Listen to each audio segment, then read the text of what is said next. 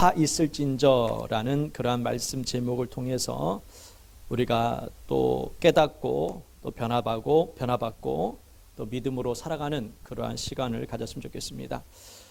23장 내용을 읽어오셨나요? 예. 1년이 지금 다 돼가면서 매번마다 수요일마다 성경 한 장씩 이렇게 보는데 읽는 사람은 그렇게 많지 않은 것 같아요. 그죠? 집에서들 다 바쁘셔가지고 오늘 23장 내용을 여러분 집에 가서도 꼭 다시 한번 말씀을 보고 다시 한번 읽어보시기 바랍니다. 서기관들과 바리새인들이 여러분 오늘 2절에 보시면은 모세 자리에 앉았다라고 주님께서 말씀하셨습니다. 서기관들과 바리새인들은 모세 자리에 앉았다라고 하신 이유가 있습니다. 그 이유는 뭐냐면은 서기관들과 바리새인들은 율법을 가르치는 위치에 있습니다. 모세가 율법을 받았지만 이 율법을 주로 가르치는 사람들이 서기관들과 바리새인들, 즉 선생된 삶을 살았던 사람들이 바로 이런 사람이었습니다. 그런데 주님께서 오늘 서기관들과 바리새인들에게 뭐라고 말씀하시면은 화 있을진저라는 그러한 말씀을 통해서 그들의 삶이 잘못됐다라는 것을 우리에게 가르쳐주고 있습니다. 그 잘못된 것에 관한 이야기를 다 보면서 바리새인들과 서기관들은 외식하는 사람이다라는 그러한 표현을 주님께서 말씀하셨습니다. 외식한다는 얘기가 뭐냐면은 쉽게 얘기해서 말과 행동이 다르다는 겁니다. 말과 행동이 다른 것을 주님께서는 외식했다라고 이렇게 말씀합니다. 그래서 외식하는 자가 화가 있을 것이다 라는 그런 말씀하는데 서기관들과 바리새인들이 어떤 모습으로 살았기 때문에 왜 주님께서 외식하는 사람이라고 말씀하셨는가? 첫 번째 3절에 보시면은요, 한번 읽어볼게요. 3절 읽습니다. 그러므로 무엇이든지 그들이 말하는 바는 행하고 지키되 그들이 하는 행위는 본받지 말라. 그들은 말만 하고 행하지 아니하며. 말만 하고 행하지 않는 사람이 바로 누구냐? 외식하는 사람입니다. 서기관들과 바리새인들이에요. 어려운 사람을 도와줘야 됩니다 라고 외치는데 그들은 정작 도움을 제대로 주지 않았습니다. 예수님께서 비유 중에 이 사마리아 사람에 관한 이야기를 하셨습니다. 사마리아 사람이 강도를 당했는데 제사장이 지나가고 레위 사람이 지나가는데 도와주지 않았어요. 사마리아 사람만이 그 사람을 도와주는 모습을 보게 됩니다. 저와 여러분이 가운데에 오늘 보시게 되면은 행위가 바리새인들은 행위가 그러면 잘못됐느냐? 바리새인들은 행위가 잘못된 행동을 하지는 않았어요. 왜냐하면 그들은 율법을 가르쳤고 율법을 지키는 사람이 있기 때문에 그들의 행동은 나쁜 짓을 하지 않았습니다. 그런데 주님께서는 말과 행동이 다르다라고 말씀을 하십니다. 그 이유가 뭐냐면은 그들의 행동 가운데에서는 어떤 모습이 있었냐면은 행동은 옳은 행동을 하지만은 그들의 행동은 자기 자신을 높이려고 하는 그러한 마음을 가졌기 때문에 그러한 모습으로 살았기 때문에 그 행동이 온전치 않다라는 겁니다. 좀 쉽게 설명하면 이런 겁니다. 자, 전쟁 중에 지휘관이 이제 명령을 냅니다. 돌격 앞으로라고 얘기합니다. 자, 그런 지휘관이 있어요. 앞으로 전진해 이렇게 외치는 사람이 있고 어떤 지휘관은 나를 따르라라고 하는 지휘관이 있습니다. 어떤 지휘관의 명령이 더 옳은 것 같습니까? 나를 따르라 하는 지휘관이 그래도 신뢰감이 되지 자기는 가만히 있어서 진격 앞으로 하면서 자기는 가만히 있고 딴 사람만 보내는 겁니다. 왜냐하면 죽을까 봐 이제 그렇겠죠. 바리새인들과 서기관들이 바로 그렇다는 겁니다. 자기의 말은 앞으로 가 이렇게 하는데 자기는 안 가는 거예요.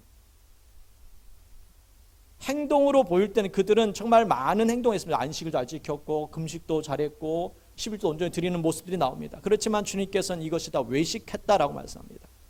그 마음 중심에는 주님을 섬기는 그런 마음을 가지고 행동하지 않았기 때문에. 그래서 다음에 보시면요 4절 말씀에 이제 보시게 되면은 외식하는 자가 어떤 사람이 다시 한번 얘기하는데 4절 말씀 읽어볼게요. 시작. 또 무거운 짐을 묻고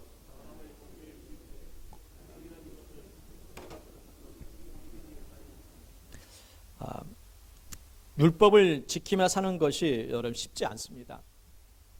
율법을 가르치는 서기관들, 바리새인들은 지키지 못할 율법을 자꾸 지키라고 명령을 합니다.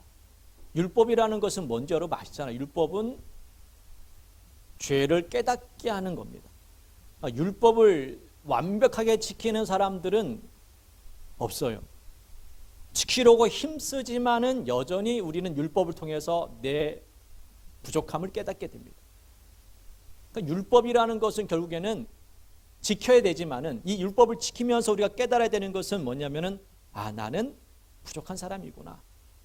하나님 없이는 우리가 살 수 없구나라는 것을 깨달아야 된다는 겁니다. 그러니까 율법을 통해서 하나님께 더 가까이 나가는 과정이 이제 율법인데, 그러면서 이 4절 말씀 내용은 뭐냐면은 무거운 짐을 묶어 사람 어깨에 지웁니다. 즉 율법을 지키라고 가르쳐요. 바리새인들 서기관들 율법을 지켜야 된다라고. 그리고 그 무거운 짐을 자꾸 지웁니다. 그런데 정작 자기들은 거기에 대해서 크게 신경 쓰지 않는 거예요. 좀 다른 게 좀 표현하자면은 서기관들과 바리새인들은 그 삶 자체가 그냥 율법 지키며 살아가는 것이 그들의 삶이에요. 그들은 지키기가 좀 쉽습니다. 좀 쉽게 얘기하면 목회자 같은 사람이에요. 목회자는 그래도 신앙생활하기에 큰 어려움이 없어요. 근데 일반 사람들은 달라. 일반 사람들 직장에 다녀야 되고 일도 해야 되고 가족도 돌봐야 되고 할 일이 너무 많은 거예요. 그러면서 율법까지 지켜야 되는 상황에 처하다 보니까는 쉽지가 않거든요. 서기관과 바리새인들이 율법을 지키는 것과 일반 사람들이 율법을 지키는 것은 좀 차원이 다른 거예요. 제가 여러분 신앙생활 하는 것과 여러분이 신앙생활 하는 것은 좀 분명히 다릅니다. 저는 좀 쉽게 해요. 왜? 저는 생활 자체가 제 만나는 사람이라든지 제가 생활하는 영역이 다 신앙적인 부분에 연결이 돼 있거든요. 그러니까 그렇게 신앙적인 핍박을 받고 어려움을 당하지는 않아요. 근데 여러분들은 직장에 다니면서 안 믿는 사람과 부딪혀야 되고 또 만나는 사람들마다 사업하는 사람들 모든 관계 가는 것들 너무 힘든 그러한 신앙을 지키는 많은 어려움들이 있는 그러한 삶을 살아가요. 그게 짐이 되는 겁니다. 율법을 지켜야 되는데 현실에서는 지켜지는 게 너무 어렵잖아요. 그러니까 자꾸 무너지는 겁니다. 내가 이렇게 살면 안 되는데. 그러니까 짐이 점점 무거워지는데 와가지고 뭔가 해결하러 오면은 율법으로 판단하고 정죄를 하거든요. 율법 안 지켜서 그렇다고. 자꾸 그러니까는 자기들은 손 하나 까딱하면서 하지 않으면서 그냥 말로만 그냥 짐을 더 지우는 겁니다. 지금 신앙사 너무 힘들어가지고 지금 이제 왔는데, 그래서 율법을 통해서 또 위로받고 싶어서 왔는데, 이 바리새인들은 율법은 위로받을 수가 없죠. 율법 자체는 위로받을 수가 없습니다. 그런데 율법 가지고 또 율법을 대니 얼마나 그 인생이 힘들겠습니까? 이 4절 말씀이 그런 의미로 여러분 한 이야기라고 여러분 이해하시면 되겠습니다. 이것이 바로 누구냐? 외식한다라는 겁니다. 자기처럼 그렇게 살라고 그 사는 사람들이 또 환경이 다 틀린데 그럼에도 불구하고 그렇게 하나님의 그 은혜를 생각지 아니하고 율법만을 강조했던 부분들을 얘기합니다. 세 번째는 뭐냐면 5절부터 7절 말씀인데 외식하는 사람은 어떤 사람들인지 보면은요. 5절부터 우리 7절 말씀을 한번 읽어보는데 우리 5절 6절만 읽어보겠습니다. 5절 6절 시작. 그들의 모든 행위를 사람에게 보이고자 하나니 곧 그 경문띠를 넓게 하며 옷수를 길게 하고 잔치의 윗자리와 회당의 높은 자리와 보시게 되면은 사람에게 보이기 위해서 하는 겁니다. 서기관 바리새인들은 하나님께 보이려고 하는 것이 아니라 사람에게 보이려고 합니다. 그래서 경문을 넓게, 경문의 띠가 뭐냐면은 출애굽기나 신명기 말씀에 보면은 이스라엘 백성들은 이마나 손에 성경 구절을 이렇게 만들어서 메고 다닙니다. 신명기 6장 8절 읽어볼게요. 이 말씀에 근거하여서 만들어진 것이 경문이라는 건데 한번 읽어볼게요. 신명기 6장 8절입니다. 너는 또 그것을 내 손목에 매어 기호를 삼으며 내 미간에 붙여 표로 삼고. 오늘날 정통 유대인들도 보면은요, 여기 이마에 이렇게 조그만한 상자 같은 것을 이렇게 메고 있는 사람이 있습니다. 그게 바로 이제 성경 구절이 적혀 있는 건데, 그것을 하는 이유는 늘 하나님 율법이 소중하다는 것을 늘 기억하라는 뜻으로 주님께서 그렇게 말씀해 주신 겁니다. 이것이 바로 경문입니다. 근데 이 경문의 띠를 넓게 했습니다. 누구나 볼 수 있게끔, 아, 저 사람은 하나님을 참 잘 섬기는 사모하는 마음이 크구나 라는 것을 보여주기 위해서 일반 사람보다 경문을 더 크게 만들었다는 거고, 상자를 또 보면은 옷술을 길게 했다는 겁니다. 옷술을 길게. 이 무슨 옷술이 뭐냐면은, 이 옷술이라는 것은 유대인이라는 것을 상징하기 위해서 만든 옷에 붙이는 그러한 옷단입니다. 옷단에 붙이는 그런 옷술인데, 이것도 길게 했다는 겁니다. 잘 보이게끔. 나는 이렇게 하나님을 잘 섬기고 있다, 말씀을 늘 가까이 하고 있다라는 것을 보여주기 위해서 그렇게 했다라는 겁니다. 경건한 것처럼 보이기 위해서, 나는 너희들보다 경건해, 이것을 보여주기 위해서. 누구한테 보여주기 위해서? 사람들에게 보여주기. 이것이 바로 외식하는 것이다 라고 이야기합니다. 그리고 그들은 높은 자리, 랍비라는 소리를 듣기를 참 좋아했던 사람들이었다라고 이렇게 말씀합니다. 서기관과 바리새인들은 더 중요한 말씀을 읽고 있었습니다. 또 외식한다라는 것은 바로 이와 같습니다. 말만 하고 행하지 않는 사람, 무거운 짐을 어깨에 올려놓고서는 자기는 손가락도 까딱하지 않는, 그러한 움직이지 않는 사람, 그리고 사람에게 보이려고 하는 모든 행동들이 바로 외식하는 사람입니다. 주님께서 이 모든 것을 이제 신명기 말씀을 통해서 말씀하신 이유가 있습니다. 근데 우리가 겉에 잘 보이라고 그렇게 손목에 또 이마에 또 경문을 잘 보이게끔 하라고 하신 것이 아닙니다. 신명기 6장 5절 6절 말씀 볼게요. 이 말씀이 더 중요합니다. 6장 우리가 8절 말씀 좀 전에 봤던 그 말씀보다는 이 말씀이 더 우선순위에 됩니다. 한번 읽어볼게요. 시작. 너는 마음을 다하고 뜻을 다하고 힘을 다하여 내 하나님 여호와를 사랑하라. 오늘 내가 내게 명하는 이 말씀을 너는 마음에 새기고. 중요한 마음에 새기는 게 중요합니다. 마음에 새기고 그 다음에 뭡니까? 손목에 메고 기호를 삼고 미간에 붙이고 그렇게 하라는 겁니다. 이들은 마음에 새기는 것을 그렇게 중요히 여기지 않았습니다. 중요한 건 마음에 새기는 게 더 중요하다는 것을 우리가 잊지 말아야 됩니다. 그래서 외식하는 사람들은 경건의 모양은 있는데 경고의 능력은 없는 사람들이에요. 성경이 분명히 이렇게 경고합니다. 같이 한번 읽어볼게요. 디모데후서 3장 5절입니다. 시작. 경건의 모양은 있으나 경건의 능력을 부인하는 이 같은 자들에게서 내게 돌아서라. 주님께서 우리에게 경고하는 겁니다. 경건의 모양이 있는 사람들에게서 돌아서라는 겁니다. 그들과 같이 있다가는 닮아가기 때문에 그렇다라고 말씀합니다. 자, 오늘 말씀에 외식하는 자들에게 경고와 책망의 말씀을 합니다. 화 있을진저를 7번 사용하셨습니다. 7번을 화 있을진저라고 말씀하면서, 이 화가 무슨 뜻이냐면은 헬라어로 우아이입니다. 우아이. 슬프다, 화로다, 저주라는 뜻이 담겨 있습니다.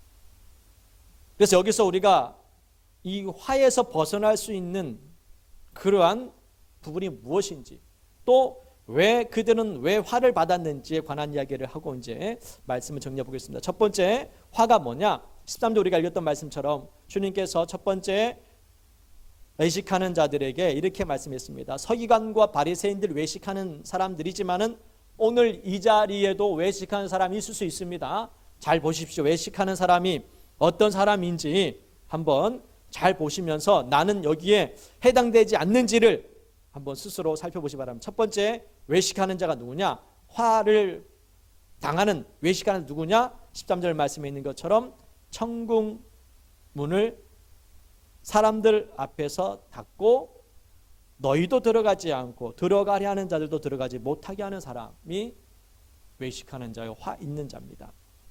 쉽게 설명하면은 예수님을 메시아로 구원자로 받아들이지 못하도록 막는 사람들입니다.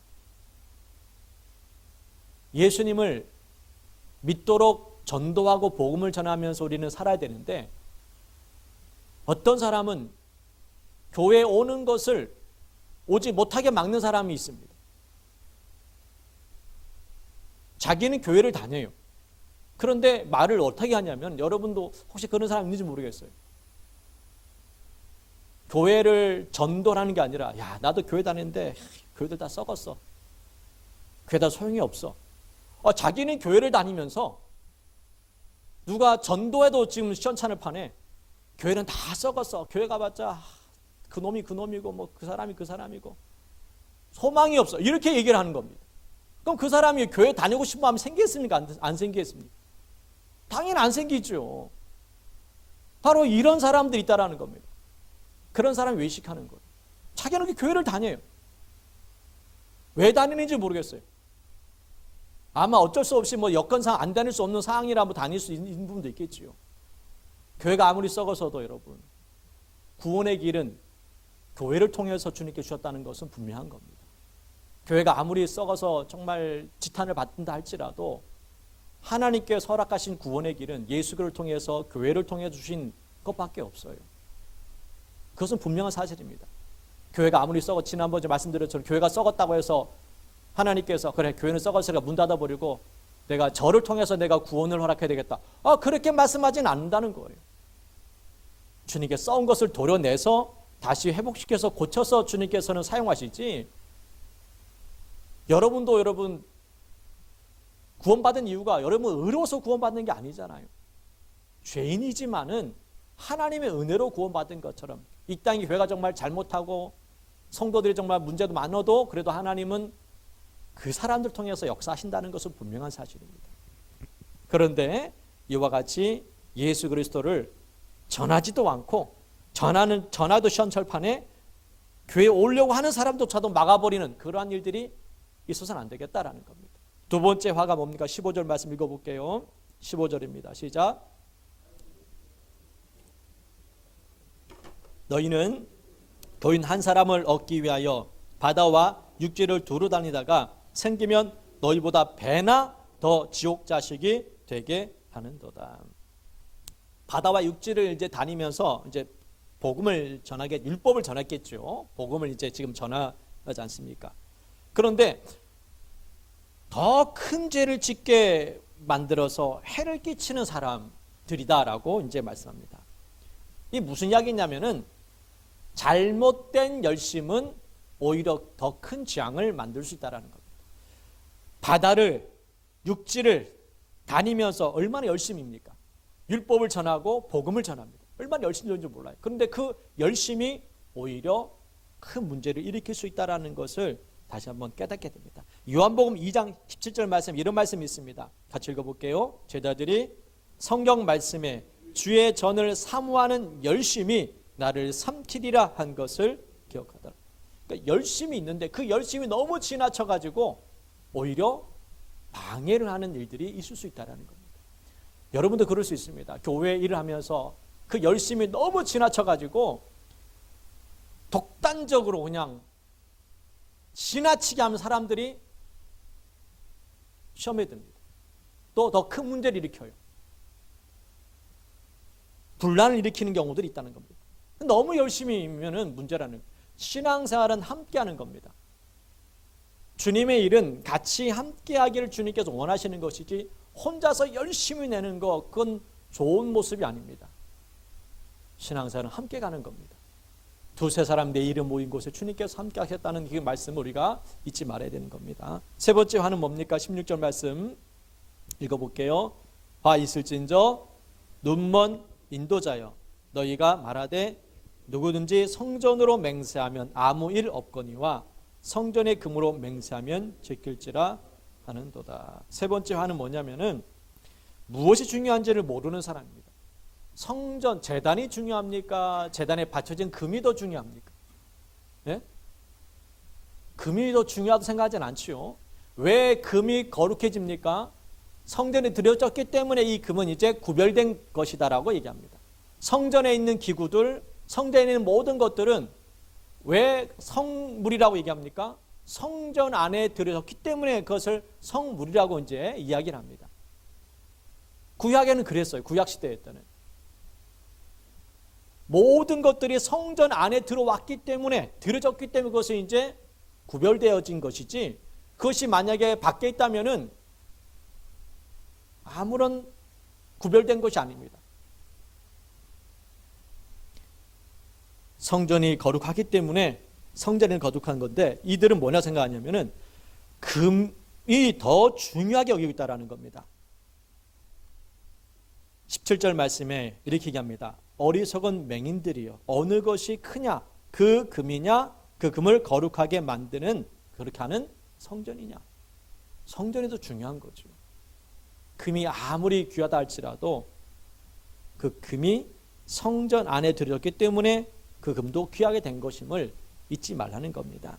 그래서 맹인들이라는 건 말씀입니다. 맹인들, 즉 보지 못했다는 겁니다. 무엇이 중요한지를 모르고 이렇게 살아가는 사람들이 있습니다. 여러분 인생 가운데서도 무엇이 중요한지를 알았으면 좋겠습니다. 무엇이 중요하냐는 거죠. 건강이 중요합니까?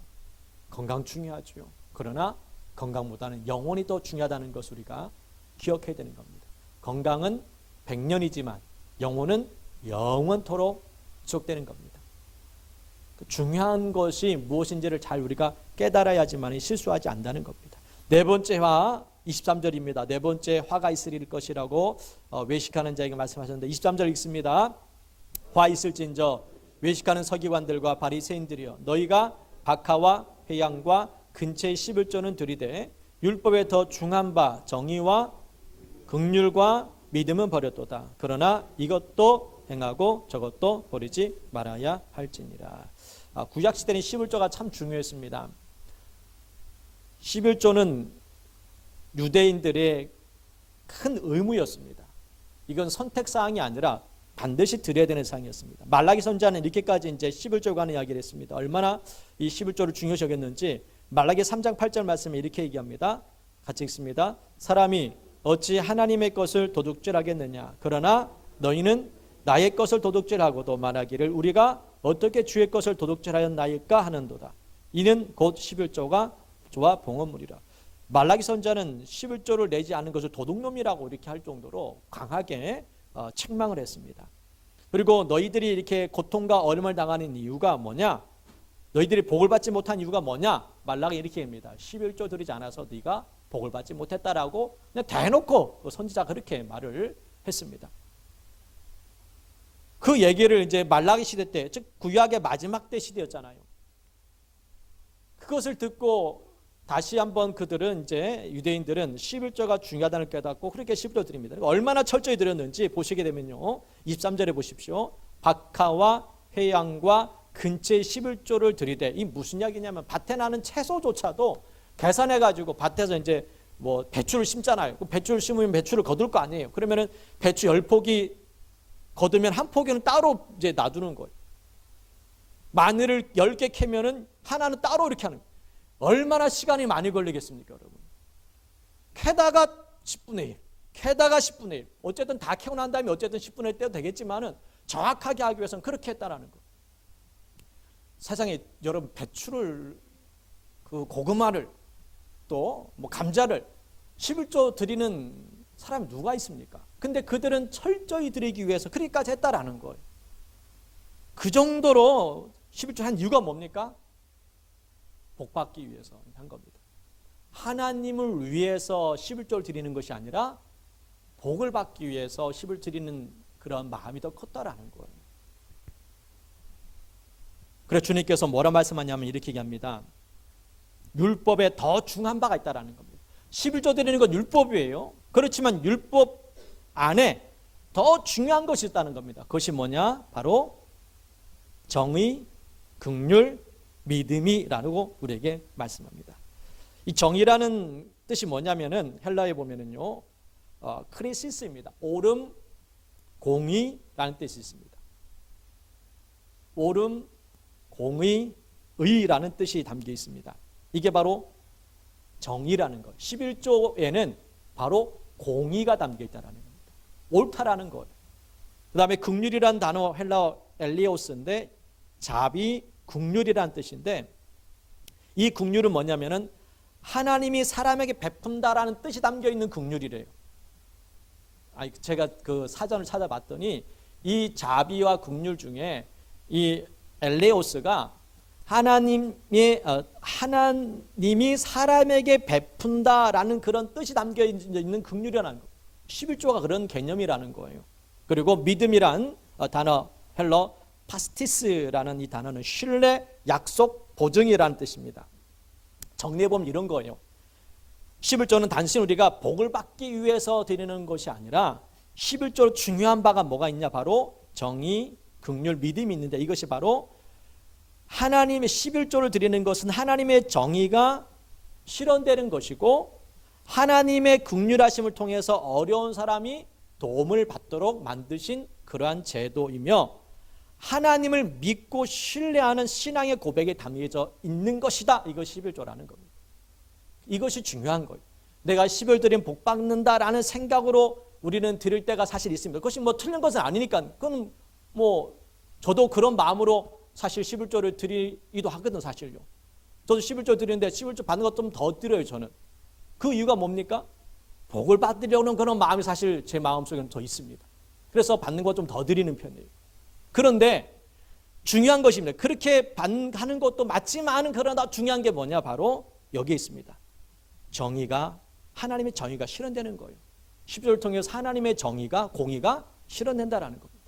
긍휼 11조를 통해서 어려운 사람을 도움을 받을 수 있도록 하나님께 베풀으신 긍휼이 담겨 있는 것이고 11조라는 개념이 고아와 또 과부들을 어려운 사람 돕도록 만든 것이 11조 개념이거든요. 그리고 하나님을 신뢰하는 신앙의 고백에 담겨 있는 것이 바로 이 11조라는 겁니다. 그래서 오늘 23절 말씀에 이것도 행하고 저것도 버리지 말라야 할지니라 라고 말씀합니다. 11조는 바로 그런 의미가 있다. 이것을 이제 외식하는 사람들은 오직 복 받기만을 바라는 그런 마음으로 또 내가 헌금 많이 드린다는 것을 자랑하기 위해서 그렇게 드리는 건데 그러나 큰 의미를 우리는 알고 있고 드려야 됩니다. 여러분도 11조 드리지만은 그런 마음을 가지고 이 11조가 하나님의 공의가 세워지는 거구나. 그리고 이 헌금을 통해서 어려운 사람을 도울 수 있는 거구나. 하나님과 약속이구나. 이것을 알고 그렇게 했으면 좋겠습니다. 그리고 다섯 번째 화 25절입니다. 다섯 번째 화 25절 읽겠습니다. 시작.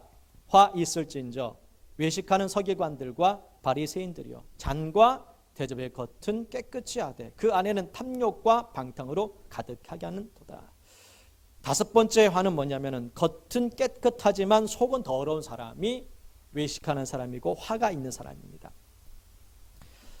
사람들은 마음보다는 겉을 더 중요하게 생각하는 경우가 많습니다. 예를 들면 선을 본다고 생각해 보시죠. 여러분 선자리에 가게 되었습니다.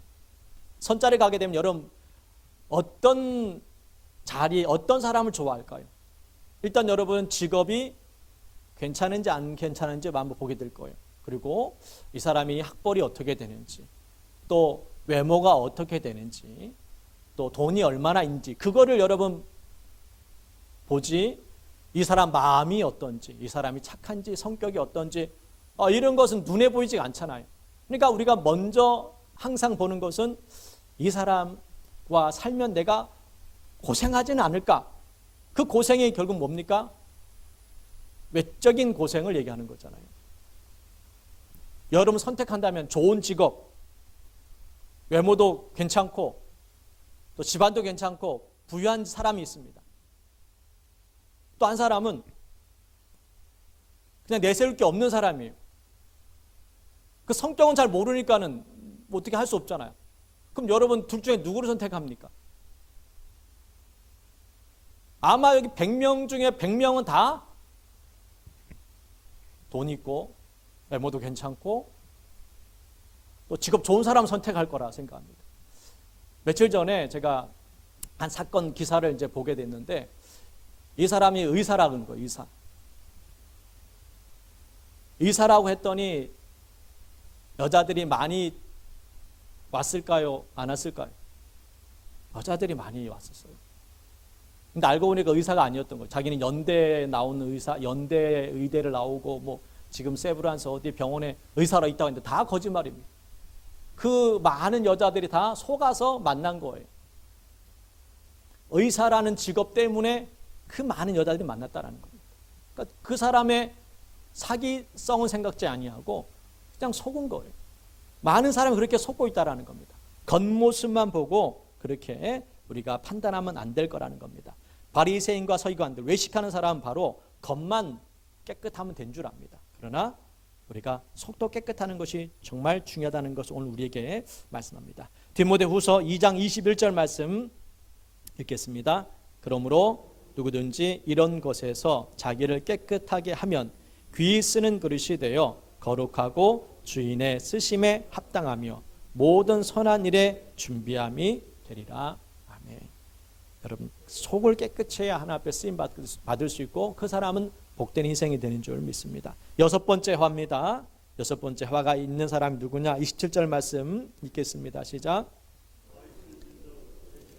서기관들과 바리새인들이여 회칠한 무덤 같으니 겉으로는 아름답게 보이나 그 안에는 죽은 사람의 뼈와 모든 더러운 것이 가득하도다. 다섯 번째 화는 비슷합니다. 다섯 번째 화하고 비슷하지만은 여섯 번째 화는 겉은 아름답지만 속은 썩어 있는 사람이 바로 화를 받는 사람들입니다. 겉은 화려하게 꾸며놓았지만은 속은 시체가 썩어서 냄새나는 그런 무덤과 같은 겁니다. 이런 사람이 어떤 사람이냐면은 거짓말을 하는 사람. 거짓말을 하는 사람들은 바로 여섯 번째 화 같은 사람입니다. 이런 사람들은 처음에 좋은 인상을 줍니다. 거짓말로 하니까는 사람들이 혹하게 넘어가거든요. 근데 시간이 지나면은 이 거짓말로 인하여서 고통을 당합니다.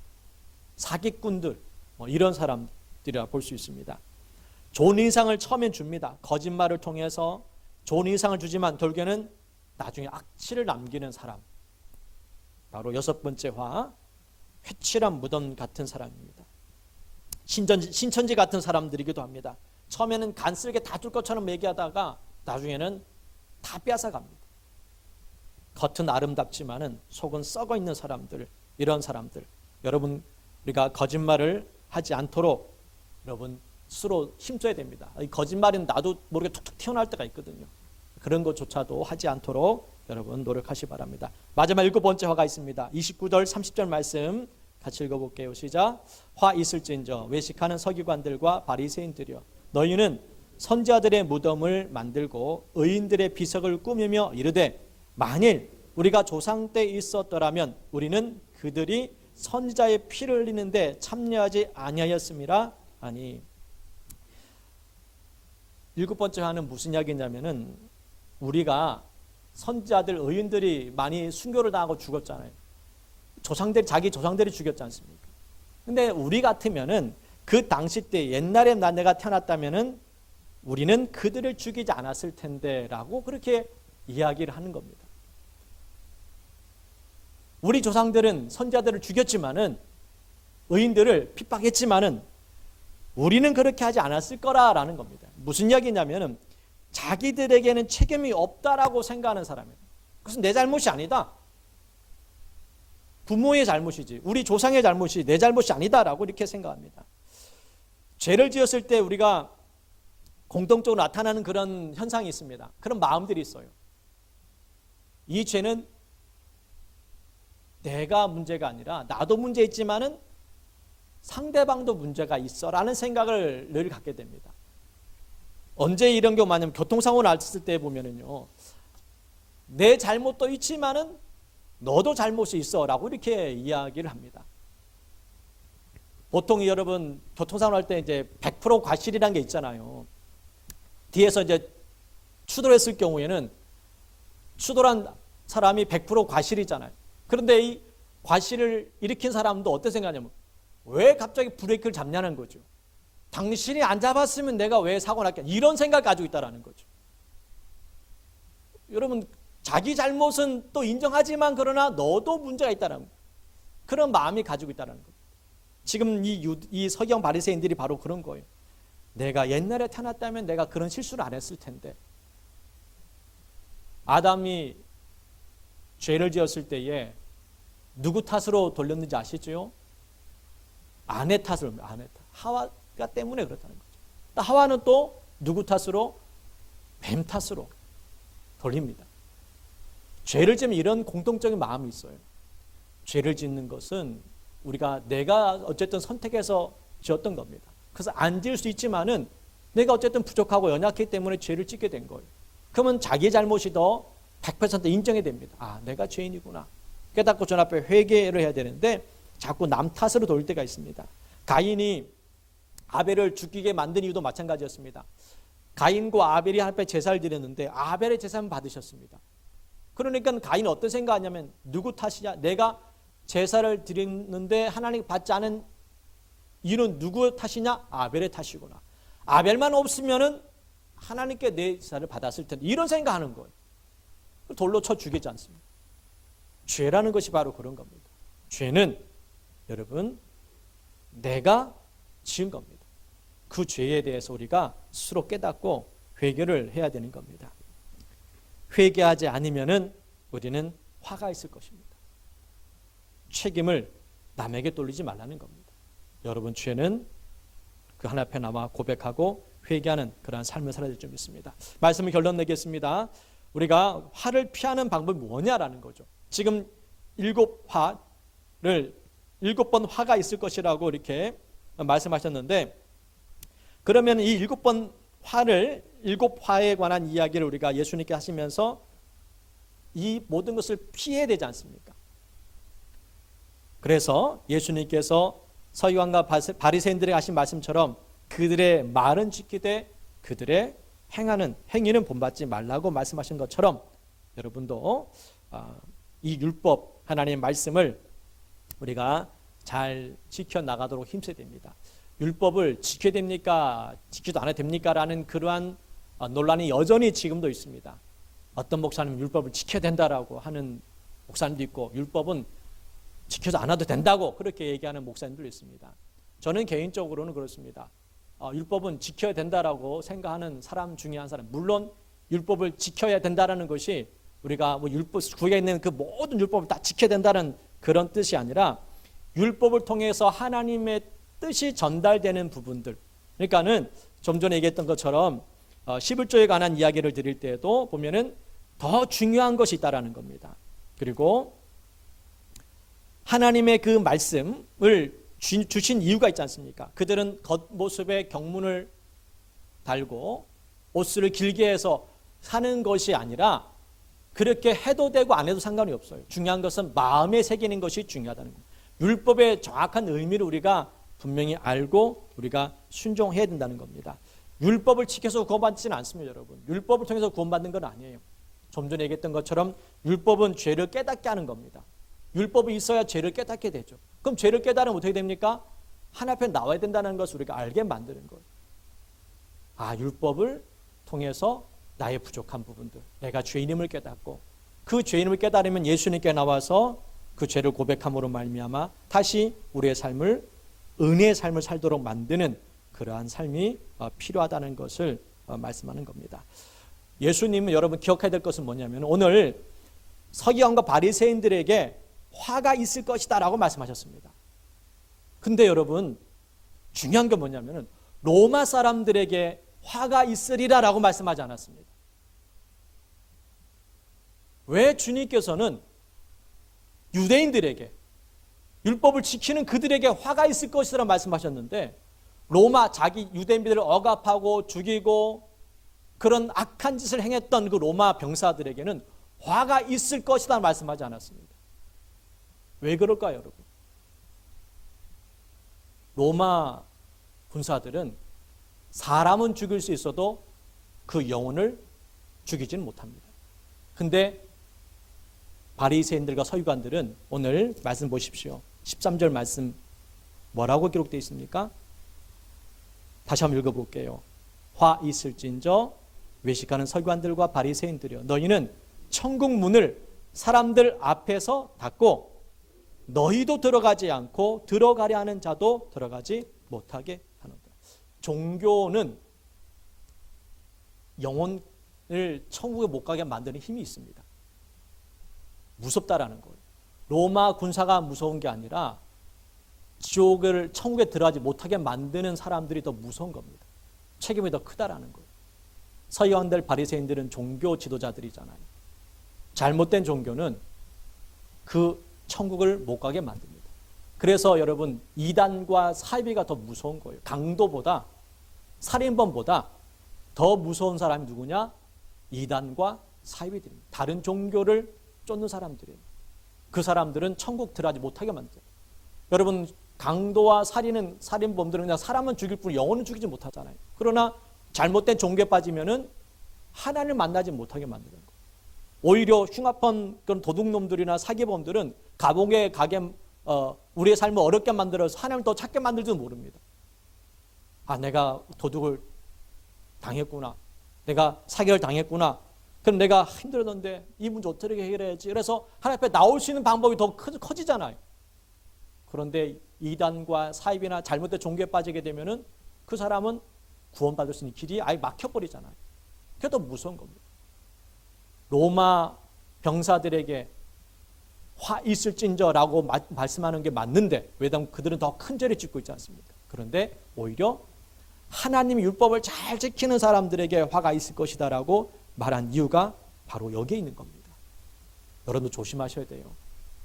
잘못된 종교, 잘못된 열심은 오히려 큰 화를 입힐 수 있다는 것. 마태복음 10장 28절 말씀 읽고 마치도록 하겠습니다. 시작. 몸은 죽여도 영혼은 능히 죽이지 못하는 자들을 멸할 수 있는 일을 두려워하라. 우리는 하나님 두려우면서 살아야 됩니다. 하나님밖에 없습니다. 오늘 말씀을 정리하면서 마태복음 23장 말씀 내용 화 있을진저 외식하는 서기관과 바리새인들이요 라고 말씀하시면서 7번의 화를 이야기합니다. 이곳에 우리가 해당되지 않도록 여러분 다시 한번 집에 가서 한번 말씀 묵상해 보십시오.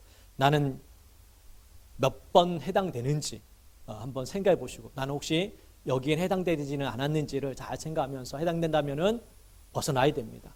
외식하는 자에서 벗어나서 믿음의 삶을 살아가길, 그래서 하나님의 복된 인생을 누리는 복된 삶을 살아가는 그런 삶을 살아가길 주의 이름으로 축복합니다. 자, 우리 찬양 드린 후에 통성으로 간절히 기도하는 시간을 갖도록 하겠습니다. 우리 주의 나라가 임할 때에 하나님 인자하실 때에 예배가 회복될 줄 믿습니다. 신앙생활을 오래 하면은 대부분이 겪는 그러한 마음들이 있습니다. 예배가 정말 기쁨의 감사 예배가 되지 못할 때가 많습니다. 타성에 젖을 때가 많이 있는데 오늘 이 시간 이 외식하는 그런 겉과 속이 다른 모습이 아니라 오늘 이 시간 하나님의 은혜가 내 겉과 속까지도 변화시켜서 주님을 닮아갈 수 있는 그러한 마음을 갖길 원합니다.